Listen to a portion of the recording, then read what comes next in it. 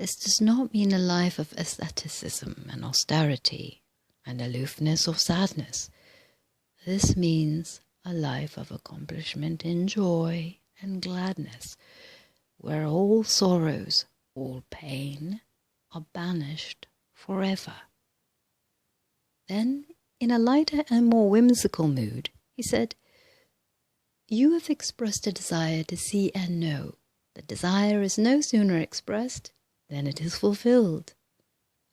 The thought expressed in a verse in your Bible comes to me as I look over this assembly.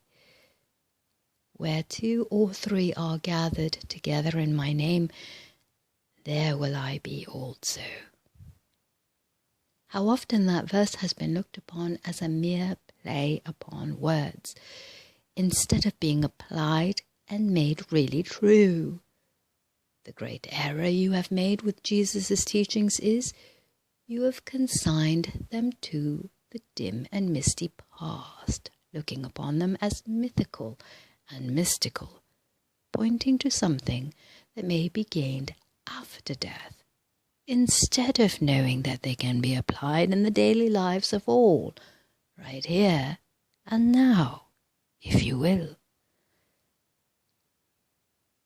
We wish it to be understood that we are not putting forth the claim that Jesus, as the Christ, represented a plane or condition of life in his own realization that had not been brought forth to a greater or lesser degree by a great many seers and prophets of other times and peoples. We wish to emphasize his life because that life is the one you can understand more fully. The specific reference to his own life can have but one purpose and meaning, and that was the faith-inspiring fact that his life and experience was the living demonstration of his teachings.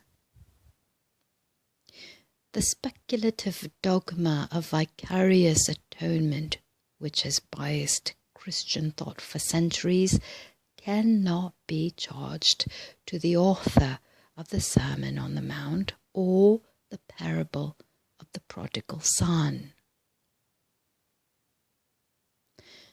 The leaders of Christian thought have diverted the followers of Jesus and his teachings from their practical application and the study of the God power. They have taught them to look upon his teachings as the experiences of the apostles after his time, instead of teaching them that the law upon which those teachings were based was an exact science which could be understood and experienced in the lives of all. The Orientals have made the scientific phase of their religion the supreme object of their study and attainment. In this, they have gone on to the other extreme. In this way, both have consigned their religion to the realm of the miraculous and supernatural. The one has become absorbed in the holy, ethical, while the other has become absorbed in the scientific side only. Thus both have shut out true spirituality. The monastic life of retirement, asceticism, and seclusion from the world, whether in Buddhistic or Christian monasteries, is neither a necessity nor is it the true method of attaining spiritual enlightenment, nor the realization of the perfect life of wisdom and power as brought forth by Jesus. These monastic systems have been in existence for many thousands of years, yet they have, in no wise, accomplished as much for the uplift of the common people as did the teachings of Jesus in the few short years of his time here on earth.